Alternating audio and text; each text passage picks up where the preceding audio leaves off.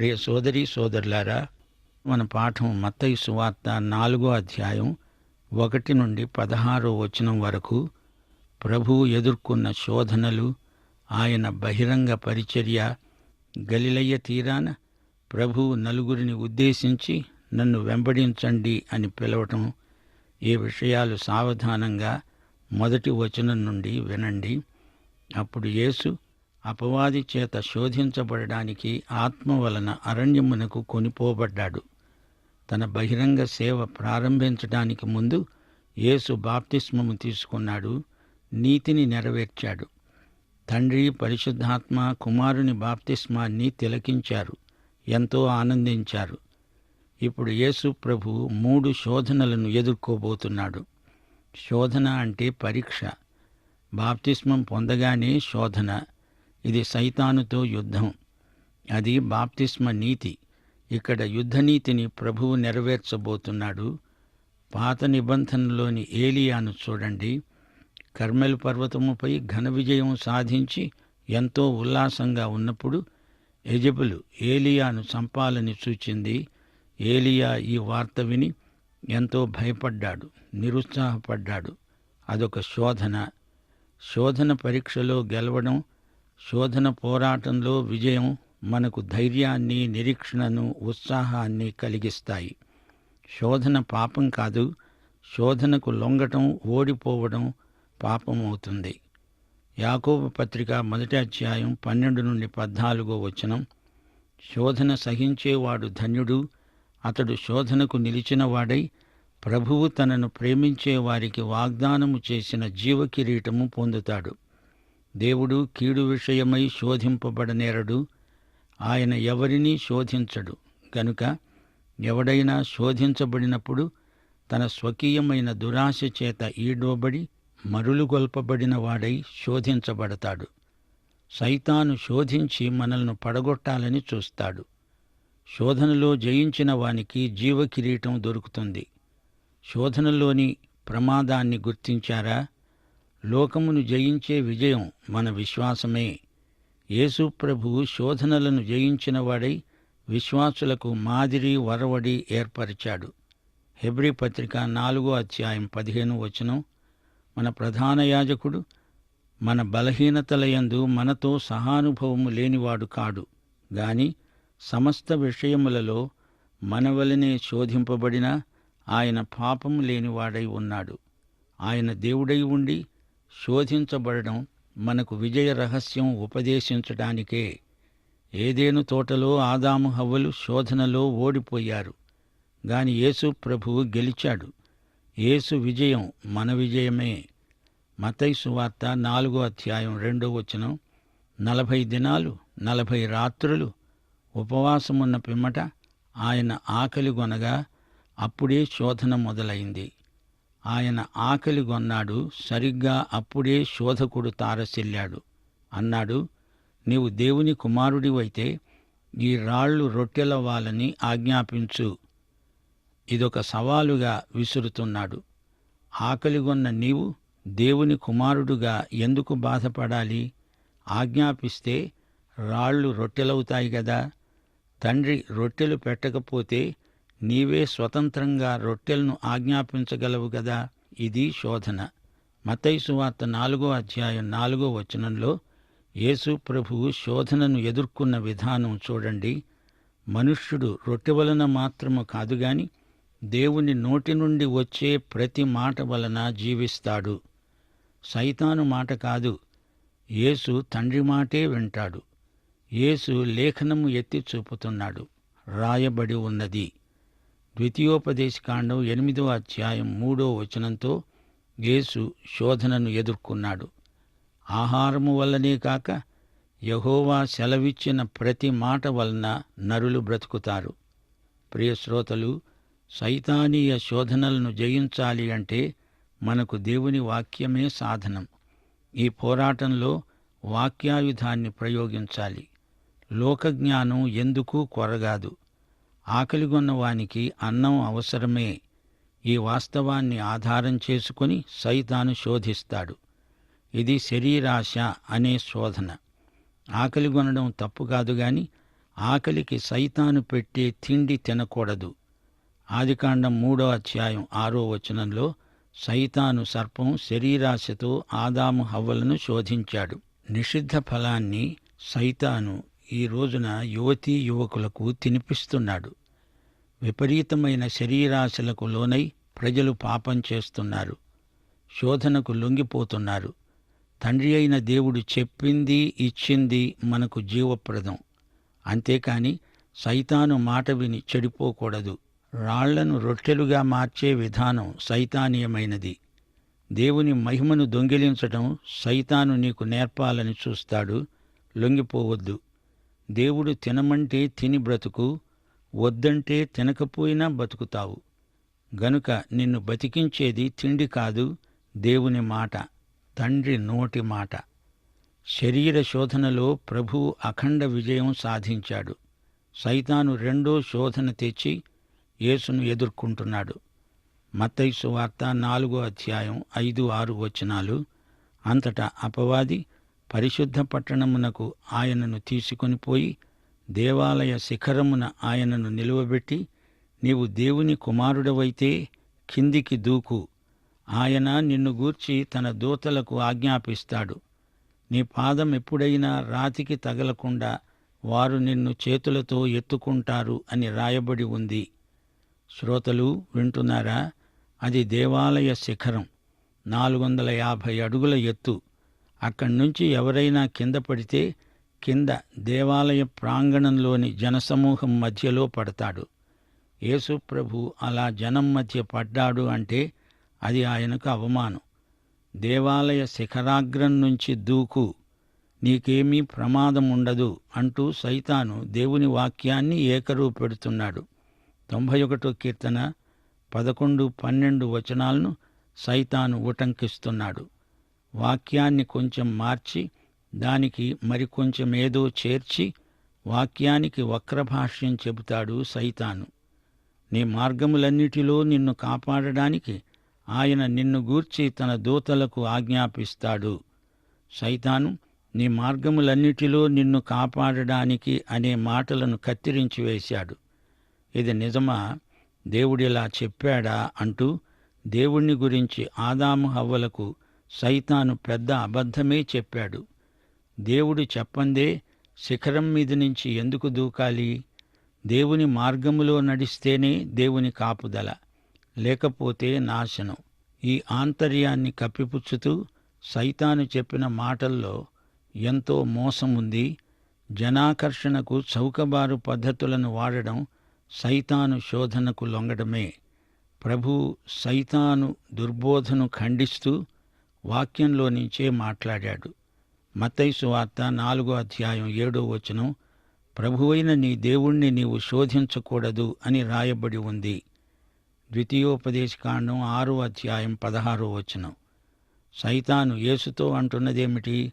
చౌకబారు అద్భుతాలు చేసి జనాన్ని రాబట్టు, గొప్ప మతనాయకుడివై పేరు ప్రఖ్యాతులు గడించు, శిలువ చావు నీకు వద్దు అనే దుర్బోధ సైతాను ప్రసంగ ధోరణి. శిలువలేని సేవ విలువలేనిది. దేవుని రాజ్యాన్ని శిలువ లేకుండా కట్టలేము. యేసును శిలువ మార్గం నుంచి తప్పించడానికి సైతాను చేసే విఫల ప్రయత్నాన్ని గుర్తించండి. శిలువ దాకా వెళ్లకుండా యేసును బాల్యంలోనే హతమార్చడానికి సైతాను హెరోదును వాడుకుందామనుకున్నాడు. కాని అది హెరోదుకే బెడిసి కొట్టింది. దేవాలయ శిఖరం మీద నుంచి దూకి చావడం సైతాను పన్నాగం. దూతలను పంపకపోతాడా అనేది దేవుణ్ణి శోధించినట్లవుతుంది. ఇక మూడో శోధన మానసికం. మొదటి శోధన శారీరకమైతే రెండో శోధన ఆధ్యాత్మికం, మూడోది మానసికం. మత్తయి సువార్త 4:8-9 మరల అపవాది మిగుల ఎత్తయిన ఒక కొండమీదికి ఆయనను తోడుకొనిపోయి ఈ లోకరాజ్యములన్నిటినీ వాటి మహిమను ఆయనకు చూపి అన్నాడు, నీవు సాగిలపడి నాకు నమస్కారము చేసిన ఎడల వీటినన్నిటినీ నీకిస్తాను. శ్రోతలు గమనించండి, యేసు ప్రభువు ఈ లోకానికి వచ్చింది దేవుని రాజ్యాన్ని స్థాపించటానికే. లోకరాజ్యాల ఐశ్వర్యం చూపి సైతాను యేసును శోధిస్తున్నాడు. లోకరాజ్యాలు వాటి ఐశ్వర్యము నీకు సునాయాసంగా లభించే మార్గం చూపుతాను అంటున్నాడు సైతాను. ఏమీ లేదు, నాకు దండం పెట్టు, నన్నారాధించు, ఈ లోకరాజ్యాలను నీకిస్తాను, నేను లోకానికి అధిపతిని అంటున్నాడు. సైతాను అధిపతి, లోకాధికారి సైతాను. అతడు తనకు నమస్కరించే వారికి లోకరాజ్య ఐశ్వర్యం ఇస్తానంటున్నాడు. ఆదాము హవ్వలు పాపదాస్యంలో పడిపోయినప్పుడు సైతానుకు అధికారం కట్టబెట్టిన వారయ్యారు. లోకరాజ్యములను సైతాను స్వాధీనం చేసుకున్నాడు. మానవుడు సైతాను చేతిలో కీలుబొమ్మ అయిపోయాడు. లోకంతో రాజీ పడే ప్రసక్తే లేదు. యేసు రాజీ పడడు గనుక మనం కూడా లోకాధికారితో రాజీ పడకూడదు. దానియేలు రాజీ పడలేదు, తన ప్రత్యేకతను కాపాడుకున్నాడు. ఇహలోక మాలిన్యము మనకు అంటకుండా జాగ్రత్త పడాలి. మనల్ని బట్టి దేవుని పరిశుద్ధ నామము దూషణ పాలు కాకూడదు. మనము బతికినా చనిపోయినా ప్రభువు వారమే. యేసు సైతాను సలహాను తిప్పికొట్టాడు. వాక్యముతోనే సైతాను నోరు మూయించాడు.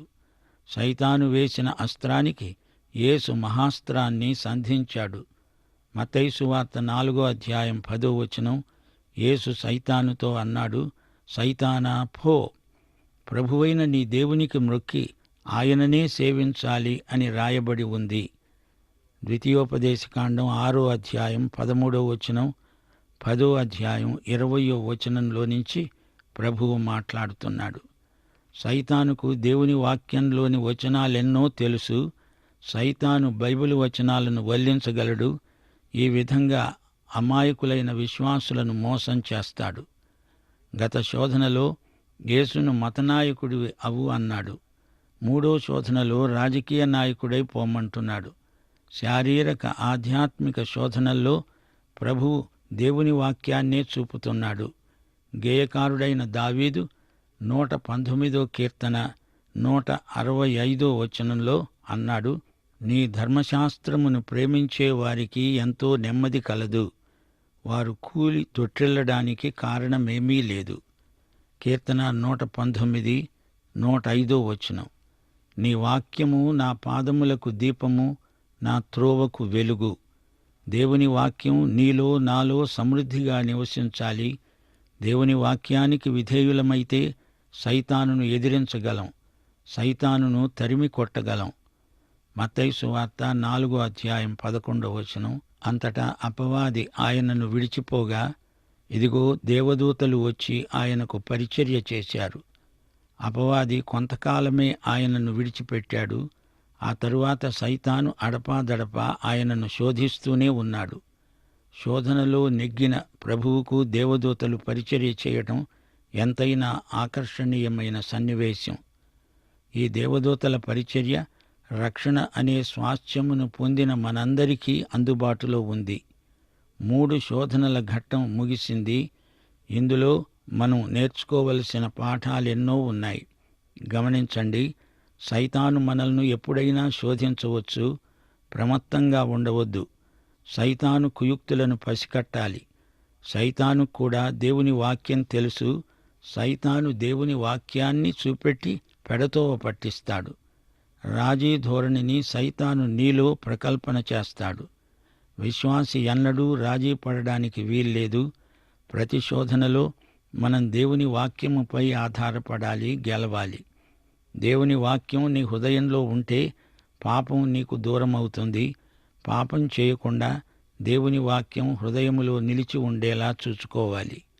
సైతానులాగా దేవుని వాక్యానికి ఏదీ చేర్చకూడదు, దాన్ని ఏమాత్రమూ మార్చకూడదు. దేవుని వాక్యమును ఉన్నది ఉన్నట్లుగా నమ్మాలి. మనుష్యుడు జీవాహారమైన దేవుని వాక్యము చేతనే బ్రతుకుతాడు. మన దేవుడైన ప్రభువునే ఆరాధించాలి. మరి దేనిని ఎవరిని ఆరాధించకూడదు. ఆయనే పూజార్హుడు, స్తోత్రార్హుడు. శోధనలో పడకుండా నిలిచి ఉండాలి. మత్తయి సువార్త 4:12 యోహాను చెరపట్టబడ్డాడని యేసు విని గలిలయకు తిరిగి వెళ్ళాడు. యోహాను బోధలు ఆ కాలంలో ప్రజలకు చాలా బాధగా ఉండేవి. ఉన్నది ఉన్నట్లు కొండ బద్దలు కొట్టినట్లు చెప్పే ప్రవక్త బాప్తిస్మమిచ్చే యోహాను. ఎవరికీ భయపడేవాడు కాదు. చివరికి రాజుకు కూడా అతడేమాత్రమూ భయపడలేదు. యోహాను బోధలు రాజాగ్రహానికి గురి అయ్యాయి. యోహానును చెరసాల నిర్బంధంలో ఉంచాడు. అప్పుడు యోహాను గలిలయకు వెళ్ళాడు. గలిలయ ప్రాంతం యేసు పరిచర్యలో ఎంతో ప్రాముఖ్యమైన స్థలం. పాలస్తీనాలోని 3 పరగణాల్లో గలిలయ ఒకటి. ఆ 3 పరగణాలు ఏవనగా యూదయ, సమరయ, గలిలయ. ఉత్తరం నుండి దక్షిణం వరకు 30 కిలోమీటర్లు, తూర్పు నుండి పడమరకు 50 కిలోమీటర్లు. హెర్మోను కొండకు ఉత్తరాన ఉన్న ప్రాంతమిది. దీనికి పశ్చిమంగా, తూర్పుగా సరిహద్దులు ఏవనగా మధ్యధరా సముద్రము, యోర్దాను నది. గలిలయలో యూదులు, అన్యులు కలిసి జీవిస్తారు. యెహోషువ దండెత్తిన తరువాత చాలా కాలం ఈ దేశంలో కనానీయులు ఎక్కువగా నివసించారు. దీనిని అందుకే అన్యుల గలిలయ అంటారు. ఈ సందర్భంలో యెషయా గ్రంథం 9వ అధ్యాయం 1వ వచనం మనం జ్ఞాపకం చేసుకోవాలి.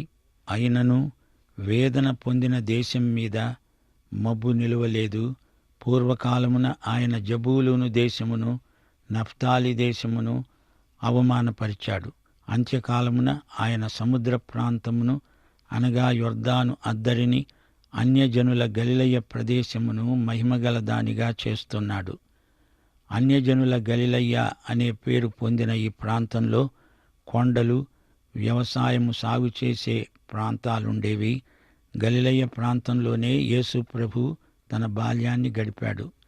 ఒక్క ఇస్కరియోతు యూదా తప్ప మిగిలిన శిష్యులందరూ గలిలయులే. యేసు ప్రభు చేసిన అద్భుతాలు 33లో 25 అద్భుతాలు గలిలయ ప్రాంతంలోనే జరిగాయి. గలిలయలోని కానా అనే ఊరిలో యేసు ప్రభు తన మొదటి అద్భుతం చేశాడు. కపెర్నహూములో గలిలయ పట్టణం. ఇది యేసు ప్రభు సేవా కేంద్రం. ప్రభువు చెప్పిన 32 ఉపమానాలలో 19 ఉపమానాలు గలిలయలోనే ఆయన ప్రబోధించాడు. గలిలయ యేసు ప్రభు సేవా జీవితంలో ఎంతో ప్రాముఖ్యమైన ప్రదేశమని చెప్పవచ్చు. యోసేపు ఇప్పుడు నజరేతును విడిచిపెట్టాడు. నజరేతు యేసు పెరిగిన ఊరు. యోసేపు మరియలు కాపురమున్న ఊరు ఇదే. ఈ ఊరు గలిలయ కింది భాగంలో ఉంది. నజరేతు జబులూను సరిహద్దు ప్రాంతం. నజరేతులో ఆయన బాల్యమంతా గడిచింది. అయినా నజరేతు ప్రజలు ఆయనను అంగీకరించలేదు. ప్రవక్త తన స్వదేశమందు ఘనత పొందడు అన్న లోకోక్తి ప్రకారం ఇది జరిగింది. తన పరిచర్యను కపెర్నహూములో ప్రారంభించేటందుకే యేసు నజరేతులో నివసించాడు. కపెర్నహూము ఒక పట్టణం. అందులో అధిక సంఖ్యాకులు నివాసమున్నారు. చాలామందికి దేవుని వాక్యం చెప్పాలని, వారిని దేవుని వైపునకు మరల్చాలని యేసు ప్రభు తన కేంద్రాన్ని కపెర్నహూముకు మార్చాడు. కపెర్నహూములో యేసు ప్రభు చాలా అద్భుతాలు చేశాడు. గలిలయ సముద్ర తీరానికి కపెర్నహూము చాలా సమీపంగా ఉండేది. మత్తయి సువార్త 4వ అధ్యాయం 13 నుండి 16వ వచనం వరకు. నజరేతును విడిచి జబూలూను, నఫ్తాలి అనే ప్రాంతాలలో సముద్ర తీరమందలి కపెర్నహూమునకు వచ్చి కాపురమున్నాడు. జబూలూను దేశము, నఫ్తాలి దేశము, యొర్దానుకు ఆవలనున్న సముద్ర తీరమున అన్యజనులు నివసించే గలిలయ. చీకటిలో కూర్చుండి ఉన్న ప్రజలు గొప్ప వెలుగు చూచారు. మరణ ప్రదేశములో, మరణఛాయలో కూర్చుండి ఉన్న వారికి వెలుగు ఉదయించింది అని యెషయా ద్వారా పలుకబడినది నెరవేరటానికే అది జరిగింది. ఆ ప్రాంతాలలో నివసించే అన్యజనులను వెలిగించటానికే యేసు ప్రభువు వచ్చాడు. ఒక ప్రాంతమని, ఒక దేశమని కాదు. లోకంలోని ప్రజలెందరో మరణఛాయలో, అంధకారంలో జీవించేవారిని యేసు వెలిగించటానికే వచ్చాడు. మన దేశంలో మనల్ని బట్టి, మన జీవితాన్ని బట్టి, మన సాక్ష్యం విని చూచి ప్రజలు దేవుని వైపుకు తిరగాలి. అదే దేవుని చిత్తం. సోదరీ సోదరులారా, గలిలయ అనేది హీబ్రూ పదం. గలీల్ అంటే వర్తులాకారం అని అర్థం. లోకంలోకి రాజమార్గాలన్నీ గలిలయ గుండానే వెడతాయి. యూదయ మారుమూలలో ఉంది. గలిలయ నుంచి లోకంలో నలుమూలలకు మార్గాలేర్పడ్డాయి. గలిలయ అంతర్జాతీయ కేంద్రం. ఆషేరు, నఫ్తాలి, జబులూను గోత్రాలకు వచ్చిన వాటాలు గలిలయలో ఉన్నాయి. యేసు ప్రభువు తన సేవా కేంద్రాన్ని కపెర్నహూములో ఏర్పరచుకున్నాడు. తాను యెరూషలేముకు వెళ్లి సిలువ వేయబడే వరకు అక్కడే ఉండి సేవ చేశాడు. పాత నిబంధన ప్రవచనాల నెరవేర్పు ఇందులో ఉంది.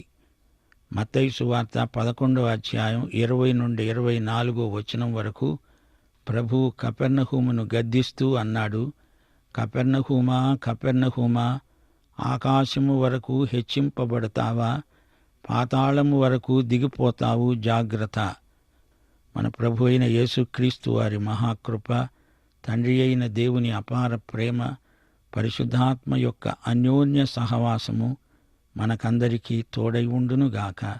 ఆమేన్.